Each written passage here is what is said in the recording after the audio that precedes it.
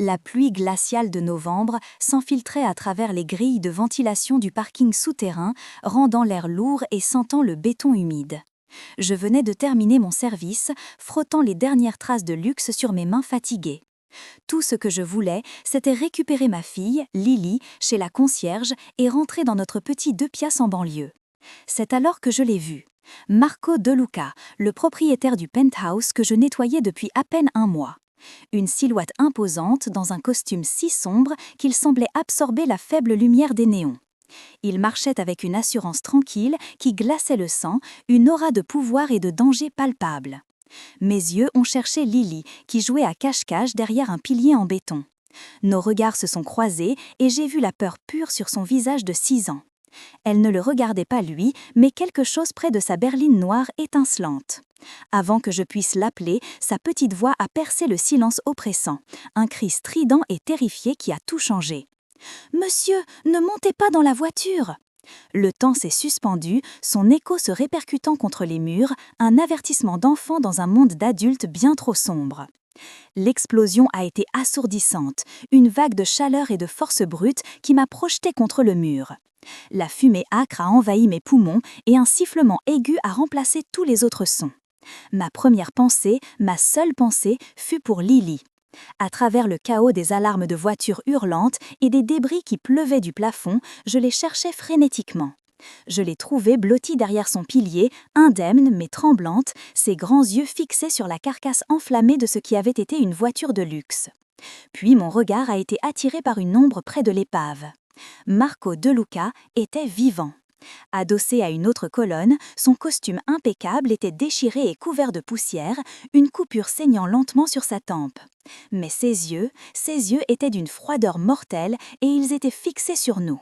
Pas avec gratitude, mais avec une intensité calculatrice qui me fit frissonner plus que l'explosion elle-même. Dans ce regard, j'ai compris que le cri de ma fille ne nous avait pas seulement sauvés de l'onde de choc, il nous avait enchaînés à cet homme et au danger qui le suivait comme une ombre. Ma vie, déjà si précaire, venait de basculer dans un abîme dont je ne voyais pas le fond.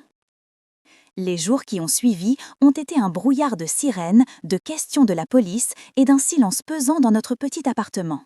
J'essayais de prétendre que tout était normal pour Lily, mais comment rassurer un enfant qui a vu la mort de si près ? Et comment me rassurer moi-même quand le regard de cet homme hantait mes nuits ? Si vous avez déjà senti votre monde entier basculer en une fraction de seconde, vous savez exactement de quoi je parle. Ce sentiment que le sol s'est dérobé sous vos pieds et que plus rien ne sera jamais sûr. Si cette histoire résonne en vous, si vous comprenez cette peur viscérale, n'oubliez pas de laisser un pouce bleu pour nous le faire savoir. Abonnez-vous à la chaîne et activez la cloche pour ne manquer aucun de nos prochains récits. Et bien sûr, dites-moi dans les commentaires ce que vous auriez fait à ma place. Votre soutien est précieux. Pendant ce temps, dans ma réalité, la peur était devenue mon compagnon constant. Chaque voiture qui ralentissait dans notre rue, chaque ombre dans le couloir me faisait sursauter. Je savais, avec une certitude terrifiante, que ce n'était pas fini. L'explosion n'était qu'un début et nous étions d'une manière ou d'une autre au centre de la tempête. Notre appartement était notre refuge, mais il était aussi le rappel constant de notre précarité. Un petit 2 piastres en banlieue parisien où l'odeur du chou-fleur bouilli semblait imprégnée dans les murs. Les factures s'empisaient sur la table de la cuisine, une tour de papier menaçante que j'ignorais de mon mieux. Les dessins de Lily étaient collés sur le réfrigérateur, des soleils souriants, côtoyant désormais des gribouillis de voitures en feu et de bonhommes qui crient. Son traumatisme s'étalait en couleurs vives, un reproche silencieux à mon incapacité à la protéger. Je vivais constamment sur le qui-vive, regardant par-dessus mon épaule, craignant de voir le visage de Javier, mon ex-compagnon violent dans la foule. C'était pour échapper à sa brutalité que j'avais tout quitté, pour offrir à Lily une vie sans peur. Et maintenant, j'avais l'impression d'avoir échangé une prison contre une autre, une menace visible contre un danger invisible et bien plus vaste. Chaque soir, en l'abordant, je lui fredonnais une vieille berceuse, mais les paroles de réconfort s'étranglaient dans ma gorge. Comment pouvais-je lui promettre que tout irait bien quand je sentais le poids du monde de Marco De Luca s'abattre sur nous ? Le contraste avec son univers était vertigineux. Son penthouse était un sanctuaire de verre et d'acier surplombant Paris. Un monde stérile et silencieux où même la poussière n'osait pas se poser. En faisant le ménage, je me déplaçais comme un fantôme parmi des meubles design valant plus que ce que je gagnerais en 10 ans. Il n'y avait aucune touche personnelle, aucune chaleur, juste un ordre impeccable et une vie panoramique sur une ville qui m'était étrangère.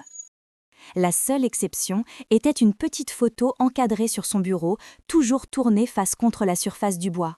Je n'ai jamais osé y toucher. Je l'observais parfois depuis le couloir, le voyant interagir avec ses hommes. Ils entraient avec une démarche assurée, mais baissaient les yeux en sa présence. Ses ordres étaient brefs, sa voix basse, un murmure qui portait plus de poids qu'un cri. Il incarnait le pouvoir absolu, le contrôle total, tout ce que mon passé m'avait appris à craindre et à fuir. Chaque surface que je polissais semblait refléter mon propre sentiment d'impuissance.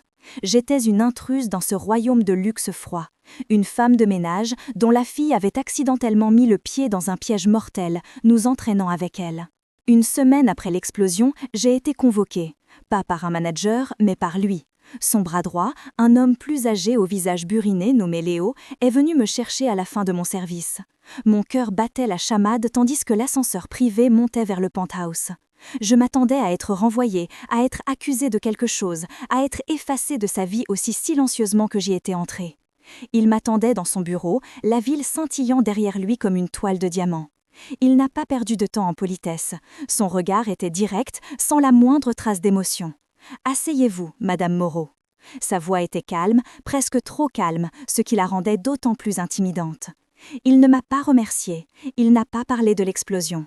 Il a posé une seule question, ses yeux ne quittant jamais les miens. « Comment va votre fille ?» La question m'a déstabilisée. J'ai bredouillé qu'elle allait bien, qu'elle était résiliente. Il a hoché la tête, un mouvement à peine perceptible. « Votre fille m'a sauvé la vie », a-t-il déclaré, non comme un compliment, mais comme un fait irrévocable. Puis il a ajouté, les mots tombant comme des pierres dans le silence, « Et cela signifie que vous êtes désormais des cibles ». Le monde s'est arrêté de tourner. Le bruit de la circulation parisienne, si lointain, a complètement disparu. Les lumières de la ville semblaient se brouiller derrière lui. Des cibles. Ce mot a résonné dans mon esprit, chassant toute autre pensée. Je voulais protester, lui dire qu'il se trompait, que nous n'avions rien à voir avec son monde, que nous étions invisibles. Mais je savais qu'il disait la vérité. Le visage de Lily, si innocent, était maintenant gravé dans l'esprit de ses ennemis. Marco De Luca a continué d'une voix dénudée de toute inflexion, exposant la situation avec une clarté chirurgicale. Les hommes qui ont fait ça ne sont pas du genre à laisser des témoins, surtout un témoin qui leur a coûté leur cible. Ils vous verront comme un levier, une faiblesse. La police ne peut rien pour vous. Ils ne peuvent pas vous protéger 24 heures sur 24. Il s'est levé, a contourné son bureau et s'est arrêté devant la baie vitrée, me tournant le dos. C'est pourquoi, dès ce soir, vous et votre fille allez venir vivre ici. Vous serez sous ma protection. Ce n'était pas une offre, c'était un ordre. Mon instinct hurlait de fuir, de prendre Lily et de disparaître. Mais fuir où ? Le visage de Javier s'est superposé à celui de Marco, deux formes de possession. Pourtant, la vision du feu et le souvenir du cri de ma fille m'ont cloué sur place. Mon seul espoir de survie était de me jeter dans la gueule du loup. Mon retour à la prétendue normalité a été brutal et immédiat. 2 jours après ma convocation, le directeur de l'agence de nettoyage m'a appelé. Sa voix était pleine d'une fausse compassion. « Elena, je suis terriblement désolée. Avec les récents événements, la direction de l'immeuble revoit toute sa politique de sécurité. Nous devons suspendre certains contrats. Le vôtre en fait partie. » C'était un mensonge à peine voilé. Je n'étais pas certain contrat, j'étais le contrat. J'étais la femme de ménage dont la fille avait été témoin d'un attentat à la bombe. J'étais devenue un risque, un rappel indésirable de la violence qui avait effleuré leur tour d'ivoire. Du jour au lendemain, j'étais sans emploi. La pile de factures sur ma table de cuisine, que j'avais réussi à ignorer, est devenue un monstre menaçant. Chaque enveloppe semblait me crier mon échec. J'ai commencé à chercher frénétiquement un autre travail, mais les portes se fermaient. Mon ancienne agence, craignant des représailles, ne me fournissait aucune référence. J'étais en train d'être effacée, une note de bas de page dans la vie de Marco De Luca. Et cette prise de conscience m'a laissée plus seule et terrifiée que jamais. Comme si la perte de mon travail n'était pas suffisant, mon passé a décidé de refaire surface sous sa forme la plus hideuse, Javier. Je ne sais pas comment il m'a retrouvée, mais en après-midi, il était là, appuyé contre le mur en face de l'école de Lily, un sourire narquois sur les lèvres. Il n'a pas eu besoin de lever la main. Sa simple présence était une agression, un poison qui s'infiltrait dans l'air que je respirais. Il s'est approché, faussement décontracté. « J'ai entendu dire que tu avais des ennuis, Elena, que tu traînais avec des gens importants. » Ses yeux balayaient la cour de l'école, s'attardant un instant de trop sur Lily. Puis il a parlé d'argent. Une petite somme que j'avais empruntée à son cousin pour m'enfuir. Une dette qu'il avait soudainement décidé de récupérer, avec des intérêts exorbitants. Tu sais comment ça marche, les dettes, il faut les payer, d'une manière ou d'une autre. La menace était claire. La peur que j'avais cru laisser derrière moi est revenue en force, une vague glaciale qui menaçait de me noyer. J'étais prise au piège, un étau se resserrant autour de moi, avec le visage de Javier d'un côté et l'ombre de Marco de Luca de l'autre. Ce soir-là, alors que je bordais Lily en essayant de cacher mes mains tremblantes, on a frappé à la porte. Mon cœur s'est arrêté, convaincu que c'était Javier. Mais, à travers le Judas, j'ai vu la silhouette imposante de Léo, le bras droit de Marco. Sa présence dans le couloir miteux de mon immeuble de banlieue était une anomalie, comme un loup dans une bergerie. Il n'a pas souri. Ses yeux ont tout scanné en une fraction de seconde, la peinture écaillée, la pile de factures sur la console, le verrou bon marché que j'avais installé moi-même. Il n'a prononcé qu'une seule phrase, d'une voix calme qui ne laissait aucune place à la discussion. « Monsieur De Luca souhaite vous voir. » Ce n'était pas une invitation, c'était une convocation. J'ai demandé à ma voisine, une vieille dame adorable, de veiller sur Lily, mon esprit tourbillonnant de scénarios tous plus angoissants les uns que les autres. Le trajet dans sa berline noire s'est fait dans un silence absolu, un silence lourd de non-dits, qui me rappelait celui, glacial et impersonnel, du penthouse que je ne devais plus jamais nettoyer. Il ne m'a pas emmené au penthouse. Au lieu de cela, la voiture s'est arrêtée devant un restaurant discret, aux vitres teintées, manifestement fermé au public. Marco m'attendait à l'intérieur, dans un salon privé. L'élégance du lieu contrastait violemment avec mon angoisse. Il était assis seul à une table dressée pour deux, mais l'ambiance était celle d'un interrogatoire, pas d'un dîner. Il n'a pas perdu de temps en banalité. « Vous avez perdu votre emploi », a-t-il affirmé, son regard ne me quittant pas. C'était une évidence, pas une question. Il savait déjà. « Et votre ex-compagnon, Javier, a été vu près de l'école de votre fille. » Un frisson glacial a parcouru mon échine. Comment pouvait-il savoir ça? Il a fait glisser un dossier fin sur la table en acajou. Je l'ai ouvert d'une main hésitante. À l'intérieur, des photos de Javier, des détails sur son casier judiciaire et une note manuscrite précisant le montant exact de la dette que je lui devais. Il avait enquêté sur moi. La violation de ma vie privée était totale, mais la peur qu'elle a provoquée a été éclipsée par la terrible précision de ces informations. Il voyait tout, chaque recoin sombre de ma vie que je m'efforçais de cacher. Marco a posé son regard sur le dossier, puis sur moi, et pour la première fois, j'ai décelé une émotion derrière son masque de froideur. C'était une fureur contenue, une rage silencieuse et profonde qui faisait vibrer l'air autour de lui. Aucun homme ne lève la main sur une femme ou un enfant, pas dans ma ville, et personne n'utilise une dette pour terroriser une mère. Sa voix était à peine un murmure, mais elle portait le poids d'une loi immuable gravée dans la pierre. À cet instant, j'ai compris la nature de son code moral. Il n'avait rien à voir avec la loi des hommes, c'était une forme de justice personnelle, brutale et absolue. Il a tapoté le dossier d'un seul doigt, un geste définitif. Cet homme est un problème qui sera réglé. La finalité dans sa voix était terrifiante. Il ne parlait pas seulement de l'argent, il parlait d'effacer une menace de ma vie, et la désinvolture avec laquelle il l'a dit était plus effrayante que n'importe quelle explosion de colère. Il venait de prononcer une sentence, et je savais, sans l'ombre d'un doute, qu'elle serait exécutée. Il s'est adossé à son siège, son visage retrouvant son expression impénétrable habituelle. « Je vous ai dit que vous et votre fille étiez des cibles. Votre situation actuelle le confirme. Vous êtes vulnérable. » Il a marqué une pause, laissant ces mots s'imprégner dans mon esprit paniqué. « Je vous propose une solution, pas seulement un toit, un travail. Vous serez l'assistante personnelle de Lily, sa gouvernante. Vous vivrez dans une résidence sécurisée, attenante à la mienne. Vous aurez un salaire qui réglera tous vos problèmes financiers et vous aurez ma protection, une protection absolue. » Il a présenté ça comme une offre d'emploi, une transaction commerciale. Mais pour moi, c'était le bruit d'une cage dorée qui se refermait. Mon orgueil, tout ce qu'il me restait, hurlait en silence. devenir son employé, vivre sous sa domination, dépendre entièrement de lui. C'était précisément ce que j'avais fui toute ma vie. C'était échanger un monstre que je connaissais contre un autre bien plus puissant et imprévisible. Non, le mot m'a échappé, un réflexe de survie. Je vous remercie, mais non, nous allons nous débrouiller. J'ai essayé de paraître forte, mais ma voix m'a trahi par un léger tremblement. Je ne veux pas de votre argent, je ne veux pas avoir de dette envers vous. J'ai planté mon regard dans le sien, rassemblant le peu de défis qu'il me restait. Ma fille a vu ce qui s'est passé. Je ne peux pas l'entraîner plus profondément dans votre monde. Mon devoir est de l'éloigner, pas de l'y enfermer. Ma peur était une chose vivante dans la pièce. Une peur viscérale que sa protection est un coût que je ne pourrais jamais payer. La peur de répéter le même schéma qu'avec Ravier, de sacrifier ma liberté pour une illusion de sécurité. Le piège était évident. Son univers était synonyme de violence, et y plonger Lily consciemment me semblait être la pire des trahisons maternelles, peu importe le luxe et le confort qu'il promettait en échange. Marco a écouté mon plaidoyer sans m'interrompre, son expression parfaitement neutre. Quand j'ai eu fini, un long silence s'est installé, seulement troublé par le cliquetis lointain des couverts. Il n'a pas cherché à argumenter ni à me convaincre. Il a simplement énoncé les faits avec une précision clinique dénuée de toute pitié.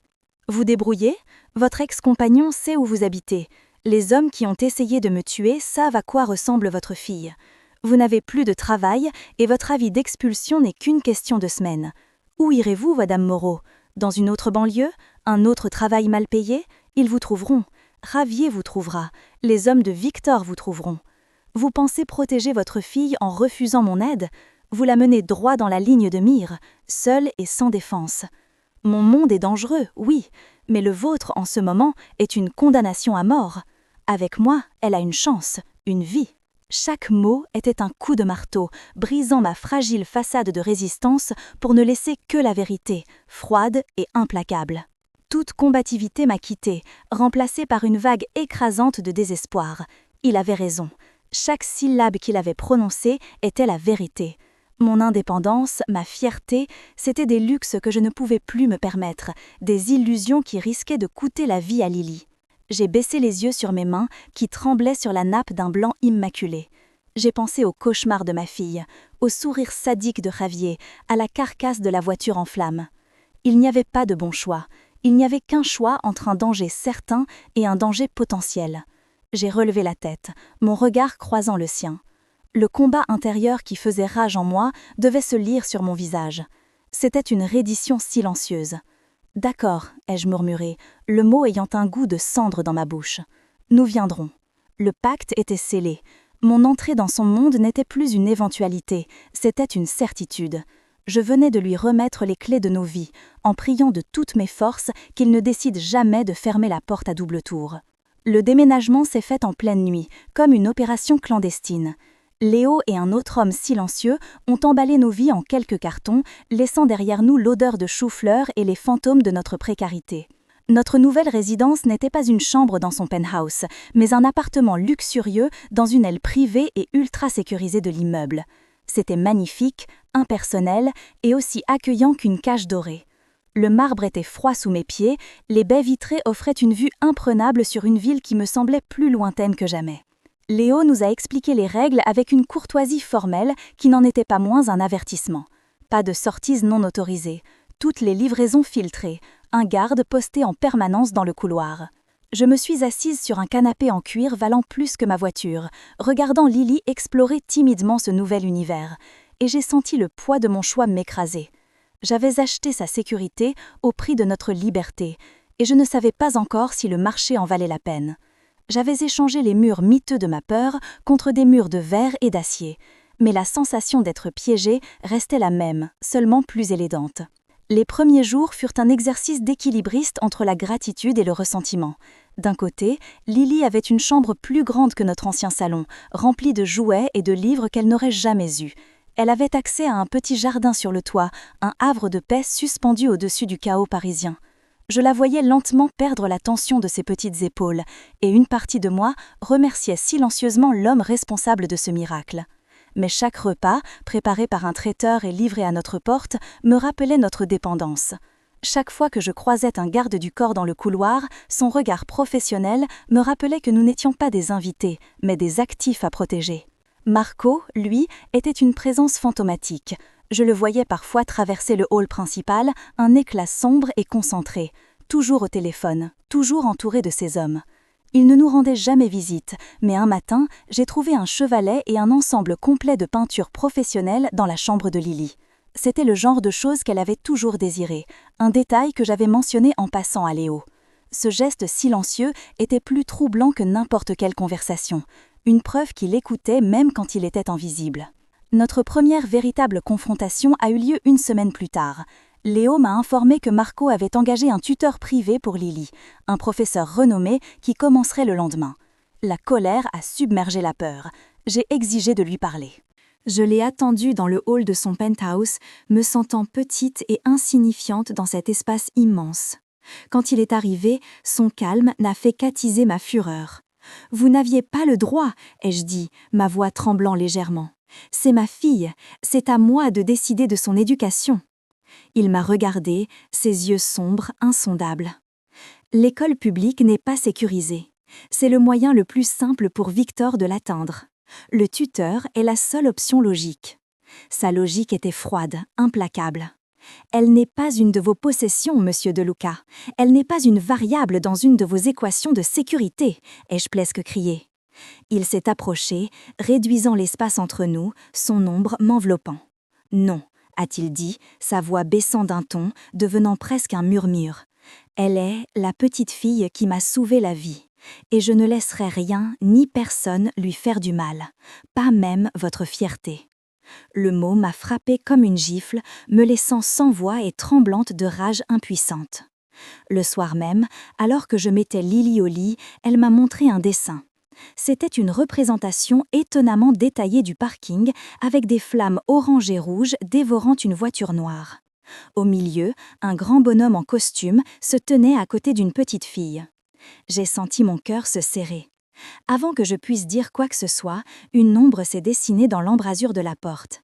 C'était Marco. Il n'avait jamais franchi le seuil de notre appartement auparavant.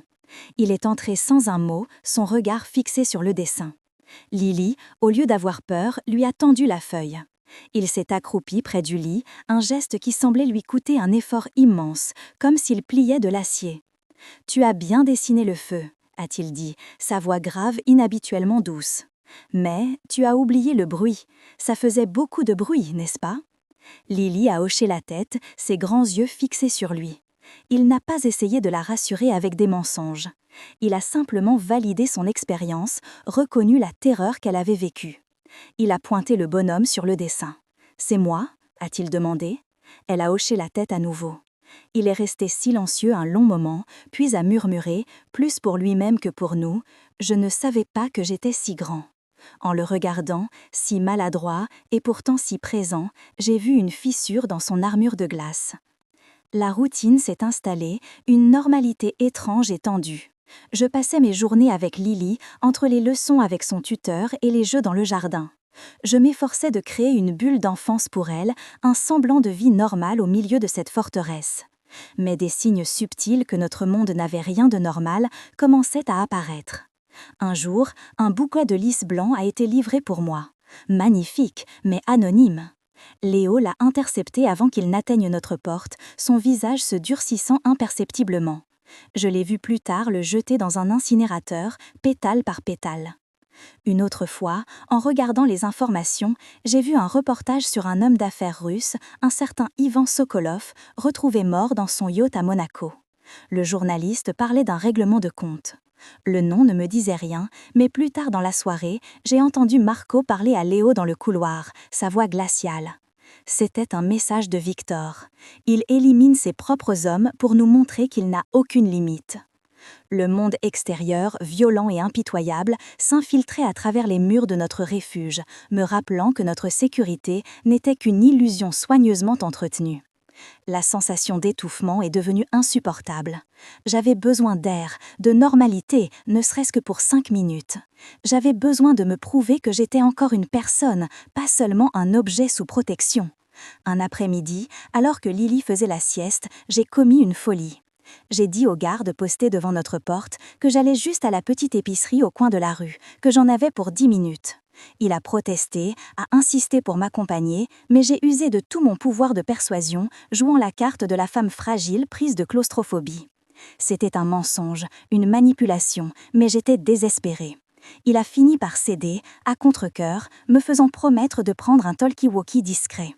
Marcher seul dans la rue, sentir le soleil sur mon visage, entendre le bruit des conversations et des voitures, c'était comme respirer après avoir été sous l'eau trop longtemps. J'ai acheté une brique de lait que je n'avais pas besoin d'acheter, juste pour le plaisir de l'acte. C'était une rébellion minuscule, un acte de défi insignifiant, mais pour moi, c'était une reconquête d'un fragment de mon identité. Je ne savais pas encore que ce petit goût de liberté allait me coûter très cher. Je n'étais pas de retour depuis 5 minutes quand il est arrivé. La porte de l'appartement s'est ouverte avec une force contenue qui a fait vibrer les murs. Marco se tenait sur le seuil et pour la première fois, j'ai vu la fureur pure dans ses yeux. Ce n'était pas une colère explosive, mais une rage froide, concentrée, 1000 fois plus terrifiante. Il n'a pas élevé la voix. Il a parlé d'un ton bas, presque sifflant, qui a glacé le sang dans mes veines. « Vous croyez que c'est un jeu ?» a-t-il demandé en fermant la porte derrière lui. « Vous pensez que ces hommes, ces caméras, ces murs, sont là pour vous punir ? Ils sont là pour vous maintenir en vie, pour la maintenir, elle, en vie. » Il a fait un pas vers moi et j'ai reculé instinctivement. L'homme que Victor aurait envoyé pour vous enlever ne ressemblerait pas à un monstre. Il ressemblerait à un père de famille, à un passant pressé. Il vous aurait souri, vous aurait offert son aide et vous auriez disparu. Et tout ce que j'aurais retrouvé de vous, ce sont des morceaux envoyés un par un pour me faire payer. Est-ce cela que vous voulez pour votre fille, la voir grandir en sachant que sa mère a été effacée du monde à cause d'une envie de lait ? Chaque mot était une lame, découpant ma naïveté en lambeaux. Le lendemain, l'atmosphère était encore plus pesante. Je n'osais plus croiser le regard de personne. La honte et la peur se mélangeaient en un cocktail toxique dans mon estomac. J'ai compris la leçon. Ma vie n'était plus la mienne, et chaque décision, même la plus banale, avait des conséquences potentiellement mortelles. Dans l'après-midi, alors que j'aidais Lily à peindre dans le jardin sur le toit, j'ai vu Léo s'approcher de Marco qui lisait des dossiers sur un banc un peu plus loin. Ils parlaient à voix basse, mais le vent apportait jusqu'à moi des bribes de leur conversation. Impossible qu'il les suivît, le protocole a été respecté, l'information sur sa sortie est venue de l'intérieur. Mon cœur s'est glacé. De l'intérieur. Cela signifiait qu'un des gardes, un des employés, une des personnes censées nous protéger était un traître. La forteresse n'en était plus une. Le danger n'était plus seulement une menace lointaine tapie dans les rues de Paris. Il était ici, avec nous, respirant le même air, marchant dans les mêmes couloirs. Il avait peut-être un visage familier, un sourire amical. Soudain, chaque personne que je croisais est devenue un suspect, et notre cage dorée s'est transformée en un piège mortel dont les murs se refermaient sur nous. La confirmation de mes pires craintes est arrivée ce soir-là de la manière la plus cruelle qui soit. Après avoir bordé Lily, je suis allée dans la cuisine me servir un verre d'eau. En revenant, j'ai vu quelque chose sur le paillasson, juste devant notre porte. C'était une petite enveloppe Kraft. Mon sang s'est transformé en glace. Aucun courrier ne devait arriver jusqu'ici sans être scanné, ouvert, vérifié. Mes mains tremblaient si fort que j'ai eu du mal à l'ouvrir. À l'intérieur, il n'y avait pas de lettres, pas de menaces écrites, juste une photo. Une photo de Lily prise au téléobjectif, ce jour-là même, dans le jardin sur le toit. Elle riait, le visage barbouillé de peinture, l'image même de l'innocence. Mais le cadrage était serré, intime, prédateur. C'était la preuve irréfutable. Il nous voyait, il pouvait nous atteindre quand il le voulait. Le message était clair, la protection de Marco De Luca n'était qu'une illusion. Nous n'étions pas à l'abri du danger, nous étions au cœur de celui-ci, des appâts vivants dans une guerre qui n'était pas la nôtre. Et pour la première fois, j'ai compris que fuir cet homme ne suffirait pas à nous sauver. Nous étions désormais liés à lui par le sang et la peur, et le seul chemin vers la sortie passait à travers lui. Je n'ai pas réfléchi. L'instinct de survie, la peur primale d'une mère pour son enfant, a pris le dessus sur toute logique, toute fierté. Serrant la photo dans ma main moite, j'ai couru. Pas vers le garde dans le couloir, pas vers Léo, mais vers lui. J'ai martelé la porte de son penthouse, mon cœur battant un rythme si frénétique que j'avais l'impression qu'il allait éclater. Quand il a ouvert, son visage était une toile de surprise glaciale qui s'est immédiatement transformée en une alarme silencieuse en voyant mon état. Je lui ai tendu la photo sans un mot. Mes doigts tremblaient. Il l'a prise et j'ai vu le changement. Ce n'était pas de la colère, c'était pire. C'était une absence totale d'émotion, un vide polaire qui a aspiré toute la chaleur de la pièce. Ses yeux se sont durcis, devenant des éclats d'obsidienne. Il a compris le message. Victor n'était pas seulement à nos portes, il était déjà à l'intérieur. Sans me regarder, il a sorti son téléphone. Sa voix était basse, un sifflement mortel. Verrouillage total. Personne n'entre, personne ne sort. Trouvez la source, maintenant. Il a raccroché et a finalement posé son regard sur moi. Un regard qui ne promettait pas que tout irait bien, mais qui promettait la guerre. La forteresse s'est refermée sur nous, et l'air est devenu rare. Chaque couloir grouillait de gardes au visage tendu, leurs mouvements précis et silencieux ajoutant à l'atmosphère suffocante. Lily, sentant la tension, est devenue silencieuse et collante, me posant des questions auxquelles je ne pouvais pas répondre. Pourquoi les messieurs ont l'air fâchés, maman ? Comment expliquer à un enfant que le monstre sous son lit était bien réel et qu'il avait trouvé un moyen de se glisser dans notre maison ? Marco a commencé sa purge. Je l'ai aperçu à travers l'entrebâillement d'une porte de bureau, interrogeant un de ses hommes, le jeune garde qui m'avait laissé sortir pour aller à l'épicerie.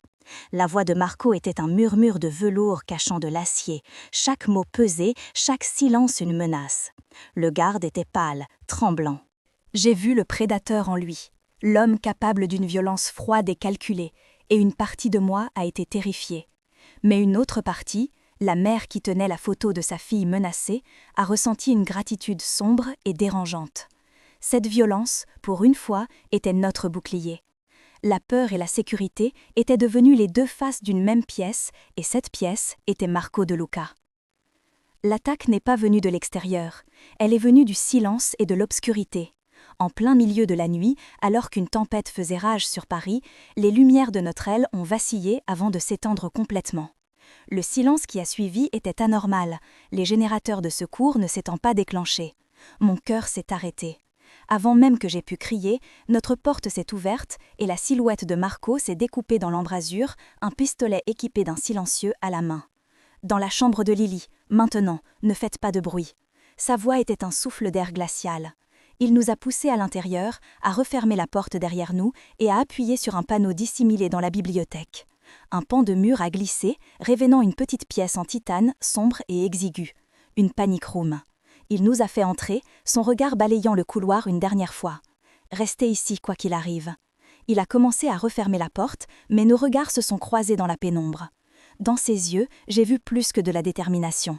J'ai vu la peur. Pas pour lui, pour nous.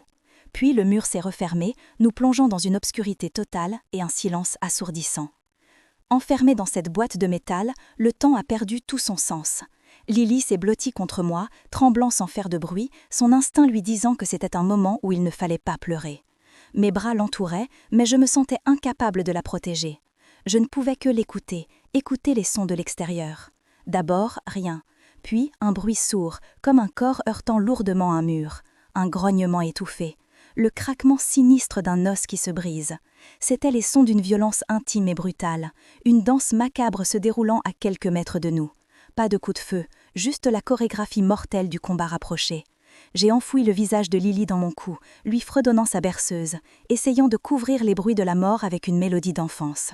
Chaque impact, chaque souffle rauque qui filtrait à travers l'acier me glaçait le sang. Je priais, non pas un Dieu auquel je ne croyais plus, mais l'homme de l'autre côté du mur, le monstre qui se battait pour nous. Puis, le silence est revenu. Un silence absolu, profond, plus terrifiant que le combat lui-même. Un silence qui pouvait signifier la victoire ou la défaite. Une éternité s'est écoulée avant que le mécanisme ne s'enclenche à nouveau. La porte a glissé, révélant une fente de lumière. J'ai retenu mon souffle, prête à me jeter devant Lily. C'était Marco.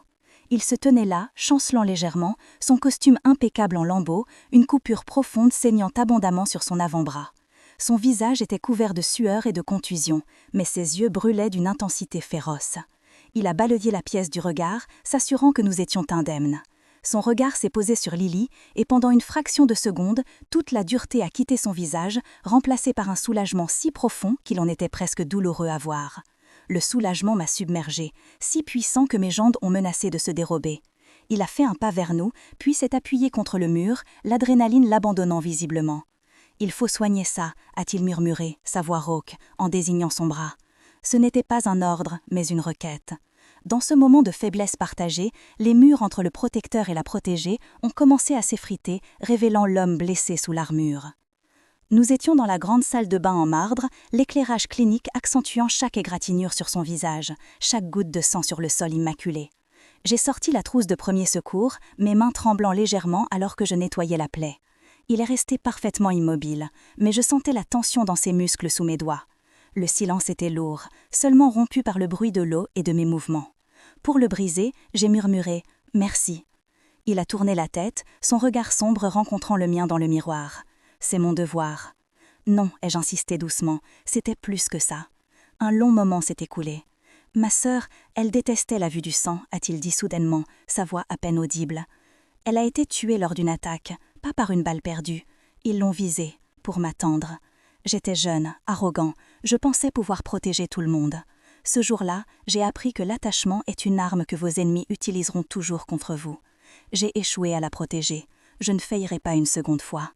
Il ne parlait plus de dette, il parlait d'expiation, et j'ai compris que nous étions devenus le réceptacle de sa plus grande peur et de son plus profond regret. Alors que je finissais de poser le bandage, mes doigts ont effleuré sa peau. Un frisson a parcouru son bras, une réaction involontaire qui n'avait rien à voir avec la douleur. J'ai levé les yeux et il me regardait déjà. La salle de bain semblait avoir rétréci, l'air s'était raréfié. Toute la violence, toute la peur de la nuit s'est évaporée pour ne laisser place qu'à cette proximité brute et inattendue. La distance entre nous n'était plus que de quelques centimètres. J'ai vu son regard descendre sur mes lèvres, une question silencieuse suspendue dans l'air. Il s'est penché lentement et mon cœur a cessé de battre. C'était insensé, dangereux, et pourtant, une partie de moi le souhaitait plus que tout. Mais à la dernière seconde, il s'est arrêté.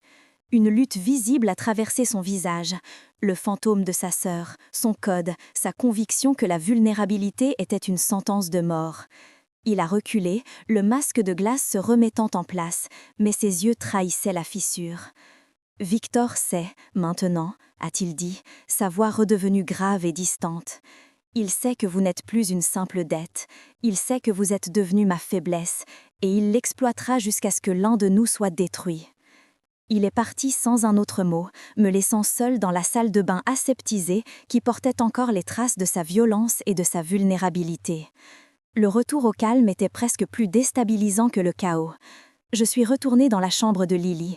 Elle s'était rendormie, son visage d'ange ignorant le drame qui venait de se jouer. En la regardant, j'ai compris que la nature de mon choix avait changé. Rester ici n'était plus une décision subie, une simple question de survie. C'était devenu un acte de foi. Je faisais confiance à cet homme brisé et dangereux pour nous protéger, et ce faisant, je l'avais laissé s'approcher trop près. La révélation de Marco était une condamnation. Notre lien naissant n'était pas un refuge, c'était une cible peinte sur nos dos. Victor ne chercherait plus seulement à nous utiliser comme levier, il chercherait à détruire Marco en nous détruisant. Le traître était toujours parmi nous, et la menace était plus intime que jamais. J'ai caressé la joue de ma fille, une promesse silencieuse se formant dans mon cœur. Je ne fuirais plus. Si notre lien était sa faiblesse, alors je devais trouver un moyen d'en faire notre force. Les jours qui suivirent furent empreints d'une fausse tranquillité, une tension palpable dissimulée sous une routine de sécurité renforcée. Marco avait triplé la garde, chaque recoin de l'immeuble était scruté, chaque visage analysé. Il était devenu une ombre encore plus sombre, ses conversations avec Léo des murmures brefs et stratégiques dans les couloirs. Elena, paradoxalement, se sentait à la fois plus en sécurité et plus prisonnière que jamais. C'est Léo qui, avec une bienveillance paternelle, a suggéré que Lily étouffait. Elle a besoin de voir autre chose que ces murs, Marco. Juste une heure, le jardin des Tuileries, l'aile Richelieu du Louvre, un jour de faible affluence. Nous pouvons le privatiser, le sécuriser. Elle a besoin de se sentir comme une petite fille, pas comme un trésor dans un coffre-fort. Elena vit Marco hésiter, son instinct luttant contre la logique froide de sa paranoïa. Mais en regardant Lily, qui dessinait des oiseaux en cage sur une feuille de papier, il céda. Ce fut sa première erreur, une concession à l'humanité dans un monde qui n'en avait aucune. L'acquiescement de Marco fut un soulagement pour Elena, qui ne voyait pas le fil invisible que le destin, ou plutôt la trahison, était en train de tisser autour d'eux. Le lieu choisi fut une serre privée dans le jardin des plantes, un sanctuaire de verre loué pour l'après-midi. L'endroit semblait parfait, isolé, entouré par une équipe de sécurité discrète mais omniprésente. Pour la première fois depuis des semaines, Elena vit Lily rire aux éclats, courant entre les fougères géantes et les orchidées exotiques. Un sentiment de normalité, fragile et précieux, commençait à s'installer dans son cœur. Elle se permit de respirer, de croire que peut-être une vie était possible au milieu de cette guerre. C'est alors que tout bascula. Un bruit de verre brisé, suivi de cris étouffés. Des silhouettes noires surgirent de nulle part, se déplaçant avec une efficacité militaire terrifiante. Les gardes de Marco furent neutralisés en quelques secondes, non pas dans un échange de tirs chaotiques, mais par une attaque coordonnée, silencieuse et brutale. Elena attrapa Lily, la serrant contre elle, cherchant désespérément Léo du regard, mais il avait disparu. Un homme au visage impassible s'approchait d'elle, ignorant complètement sa présence. Le monde d'Elena se réduit à ce moment d'horreur pure, le parfum sucré des fleurs se mêlant à l'odeur métallique de la peur. Le combat fut bref et à sens cynique. Elena se débattit avec la fureur d'une lionne, griffant, mordant, mais elle fut repoussée sans effort. Elle vit l'un des jeunes gardes, celui qui lui souriait toujours le matin, s'interposer et être abattu d'une balle à silencieux dans la poitrine. Le son feuté fut plus choquant que n'importe quelle détonation. Puis des bras puissants lui arrachèrent Lily.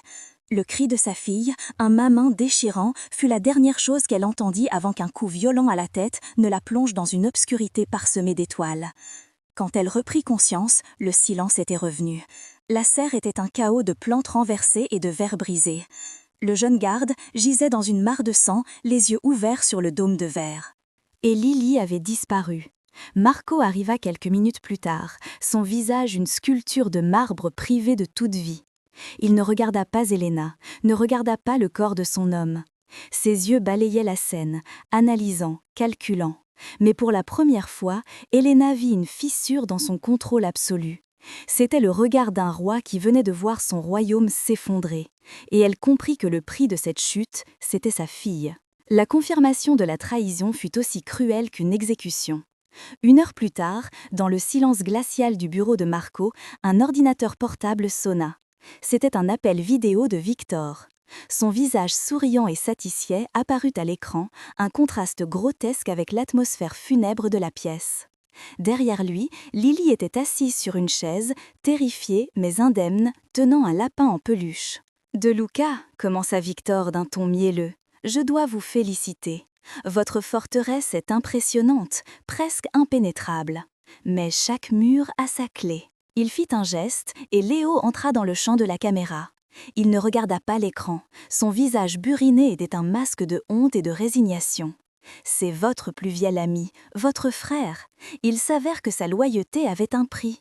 La vie de sa propre petite fille, dont je connaissais l'existence et que vous ignoriez. Un échange simple finalement, une enfant contre une autre. Le monde d'Elena se brisa en 1 million de morceaux. La confiance qu'elle avait mis des semaines à construire, non seulement en Marco mais en la structure qu'il avait érigée, s'évapora. Si Léo, le pilier, le roc, pouvait trahir, alors tout n'était que mensonge et sable mouvant. La culpabilité s'abattit sur Elena avec la force d'un raz-de-marée, la noyant. C'était de sa faute, entièrement de sa faute.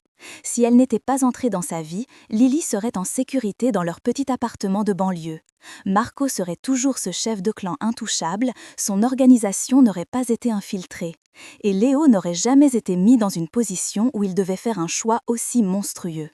Elle était le virus qui avait infecté son monde, la faiblesse que Victor avait exploitée avec une précision chirurgicale. Elle leva les yeux vers Marco, cherchant un réconfort, une parole, un signe qu'ils traverseraient cela ensemble. Mais l'homme qui lui faisait face n'était plus celui qui s'était accroupi près du lit de Lily. Son visage était vide, ses yeux étaient des puits sans fond. « Je vais la récupérer, dit-il, sa voix dénuée de toute émotion. C'est une transaction. Il veut des territoires en échange de l'enfant. Il les aura. Puis je le détruirai. Il parlait de sa fille comme d'un actif, une pièce sur un échiquier. Cette froideur, cette distance calculée fut le coup de grâce. Il ne la voyait plus, ne voyait que le problème à résoudre. Cette nuit-là, l'appartement luxurieux devint une cellule de torture psychologique. Chaque objet, chaque jouet de Lily était un reproche silencieux. Elena comprit avec une clarté terrible qu'elle ne pouvait plus rester. Sa présence ne faisait qu'empirer les choses. Elle était le levier émotionnel de Victor, le point de pression constant sur Marco. En restant, elle le forçait à prendre des décisions basées sur l'attachement, ce qui, dans son monde, était une sentence de mort. Pour le sauver, pour lui donner une chance de récupérer Lily sans avoir à se soucier d'elle, elle devait disparaître. C'était la seule chose qu'elle pouvait encore contrôler, le seul sacrifice qu'elle pouvait encore faire. Elle devait briser le lien, effacer la cible de son dos pour qu'elle puisse se concentrer sur la seule cible qui comptait. Sa décision était prise, froide et irrévocable comme une lame de glace dans son cœur. Elle ne fuyait plus, par peur pour elle-même, mais par un amour tordu et désespéré pour l'homme qu'elle était en train de détruire et pour l'enfant qu'ils avaient tous échoué à protéger. Pendant que le penthouse bourdonnait d'une activité frénétique, les hommes de Marco se préparant à une guerre inévitable, Elena agit. Elle prit son sac à main, n'emportant rien qui puisse la lier à cette vie, juste assez d'argent pour un billet de train vers n'importe où. Elle écrivit une note brève, sur un morceau de papier, les mots les plus difficiles qu'elle ait jamais écrites. « Pardon, je suis sa faiblesse. Sans moi, vous serez plus fort. Ramenez-la. » Elle la laissa sur le canapé où ils avaient presque embrassé, un mémorial à ce qui aurait pu être. Profitant du chaos, elle se glissa hors de l'appartement, passant devant des gardes trop préoccupés pour remarquer sa silhouette furtive. Marco, revenant de la salle de crise, trouva l'appartement vide et silencieux. Il vit la note. En la lisant, son visage déjà si vide sembla se creuser davantage. En l'espace de quelques heures, il avait tout perdu. Son plus fidèle allié l'avait trahi. L'enfant qu'il avait juré de protéger était une captive. Et la femme qui avait percé son armure de glace venait de lui signifier qu'elle préférait affronter le monde seule plutôt que de rester à ses côtés. Il était seul, au sommet de sa tour d'ivoire, entouré des ruines de tout ce qui avait commencé à compter. La note d'Elena, posée sur le canapé en cuir, était une lame de glace dans le silence assourdissant de l'appartement vide. Marco la lut une fois, puis une deuxième fois, et le vide sur son visage se mut en une fureur polaire et contenue. La douleur de son départ était une braise ardente dans sa poitrine, mais il n'avait pas le temps pour le deuil. La panique, la tristesse, la peur, c'étaient des luxes. Il replia soigneusement le papier et le glissa dans la poche de sa veste, un talisman et un rappel. Le fantôme, l'homme qu'il avait mis des années à construire pour se protéger de la douleur, reprit entièrement le contrôle. En quelques minutes, son penthouse se transforma en un centre de commandement de guerre. Des écrans s'allumèrent, affichant des cartes de Paris, des flux de surveillance, des organigrammes de l'organisation de Victor. Il ne s'agissait plus de territoire ou de pouvoir, il s'agissait de récupérer ce qui lui avait été volé. Sa voix, lorsqu'il donna ses ordres, était dénuée de toute inflexion, un instrument de précision mortelle. Retracer chaque mouvement de Léo depuis 1 mois, chaque appel, chaque café, chaque centime, je veux savoir où il respire. Et trouvez-la, trouvez Elena, discrètement. Elle pense être une faiblesse, mais elle est la seule chose qui compte. Mobilisez tout le monde, je veux ma famille de retour. Elena, cependant, ne se cachait pas. Fuir sans but était le réflexe de la femme qu'elle avait été, pas de la mère qu'elle était devenue. Elle prit un train pour les bas-fonds de la banlieue où elle avait autrefois vécu, un territoire qu'elle connaissait et détestait, le terrain de chasse de Ravier. Son instinct lui disait que le monde de Victor et celui de Ravier, bien que séparés par des océans de pouvoir et de sophistication, se touchaient à leurs extrémités les plus sales. Les grands prédateurs utilisaient toujours les chacals pour leur basse œuvre. Elle le retrouva dans un bar miteux qui sentait la bière renversée et le désespoir. Le voir fit remonter une bile amère dans sa gorge, mais elle ravala sa peur. Elle jouait un jeu dangereux, celui de la femme perdue et impressionnable, laissant entendre que son riche protecteur l'avait abandonnée et qu'elle cherchait une nouvelle allégeance. Elle parla de Victor Petrov comme d'un homme de véritable envergure, flattant les goûts de Ravier en lui demandant s'il avait déjà entendu parler d'opérations de ce calibre. C'était une danse sur un fil de rasoir, utilisant son traumatisme passé comme une arme. Elle devait extraire une information, un lieu, un nom, sans révéler ce qu'elle savait, priant pour que sa haine pour cet homme ne trahisse pas son jeu désespéré. Les deux enquêtes, menées à des kilomètres de distance par la technologie et l'instinct, convergèrent vers un seul point sur la carte.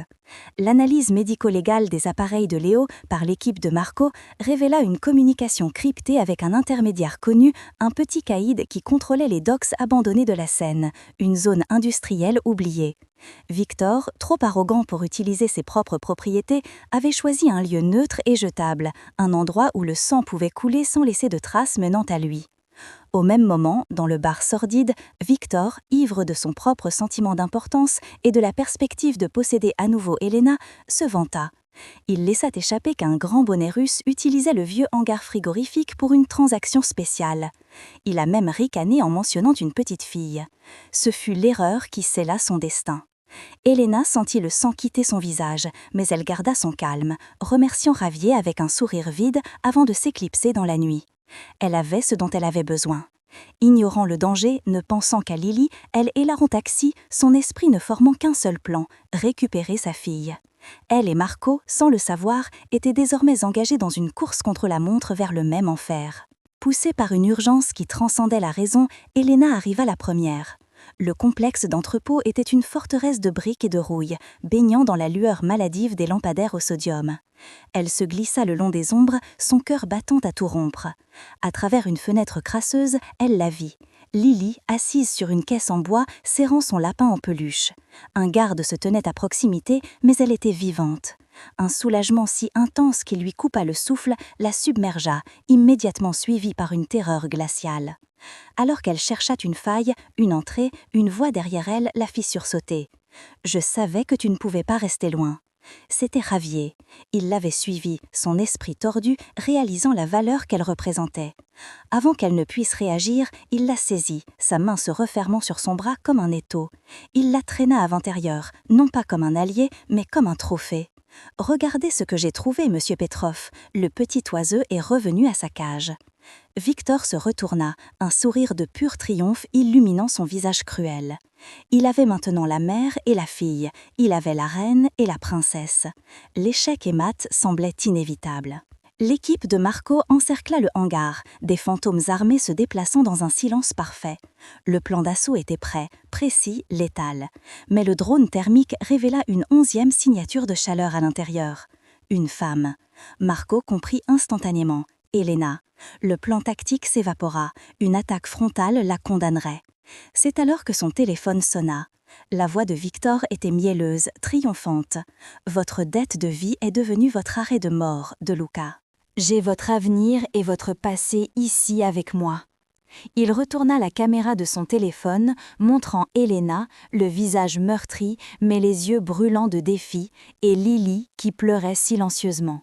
« Vous avez un choix. Entrez seul, sans armes. Transférez-moi le contrôle de toutes vos opérations. Ou écoutez-les crier votre nom pendant que je les démembre. » Son nouveau conseiller le supplia de ne pas céder, arguant que le clan était plus important. Mais Marco ne voyait pas son empire. Il voyait le regard d'Elena, un regard qui ne demandait pas à être sauvé, mais qui lui faisait confiance pour faire le bon choix. Il coupa la communication.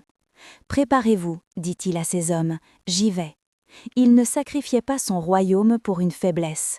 Il se battait pour la seule chose qui lui donnait une force véritable. Marco pénétra dans l'entrepôt, les mains en l'air, un loup entrant volontairement dans la bergerie. Victor savourait sa victoire, se lançant dans un monologue sur le pouvoir et la chute inévitable des hommes qui laissent les sentiments les gouverner. Mais il sous-estimait sa captive. Elena, sentant le moment de distraction, se tourna vers Javier. « Tu crois vraiment qu'il va te partager son trône ?» murmura-t-elle, sa voix pleine de mépris. « Pour lui, tu n'es qu'un chien, et on sait ce qu'on fait aux chiens quand ils ne servent plus à rien. » Le doute s'installa dans les yeux de Javier. C'est à cet instant que Marco donna le signal, un simple clignement des yeux. Les lumières du hangar s'éteignirent d'un coup, plongeant la scène dans une obscurité totale. Dans le chaos qui s'ensuivit, Elena ne cria pas, elle agit. Elle poussa Lily de toutes ses forces vers l'endroit où se trouvait Marco et planta une barre de fer rouillée dans la jambe de Javier. Son hurlement de douleur couvrit le bruit des premiers corps qui tombaient. Le combat fut une symphonie de violence précise et brutale.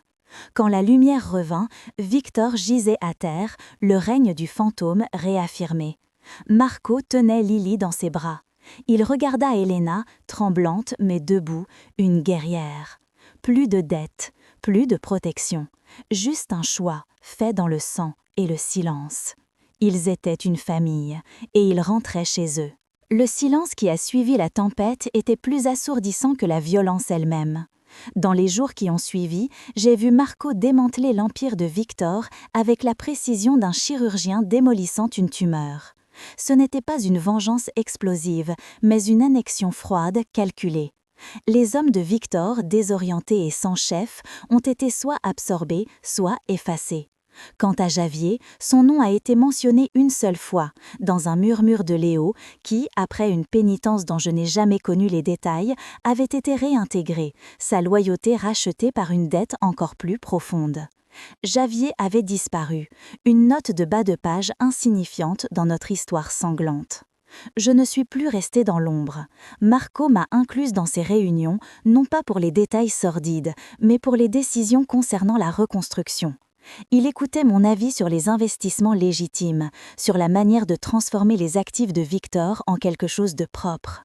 Ma présence à ses côtés était un message clair pour ces hommes. Je n'étais plus une protégée, j'étais la reine sur son échiquier. La peur avait été remplacée par un respect glacial de leur part, et pour la première fois, je n'ai pas eu l'impression de jouer un rôle, je le vivais. J'étais la partenaire du fantôme, et notre règne commençait à peine, sur les cendres de nos ennemis. La véritable reconstruction, cependant, a eu lieu entre les murs du penthouse, notre penthouse. Lentement, l'endroit a perdu sa froideur stérile pour devenir un foyer. Les dessins de Lily, autrement sombres et angoissés, explosaient maintenant de couleurs sur le réfrigérateur en acier inoxydable.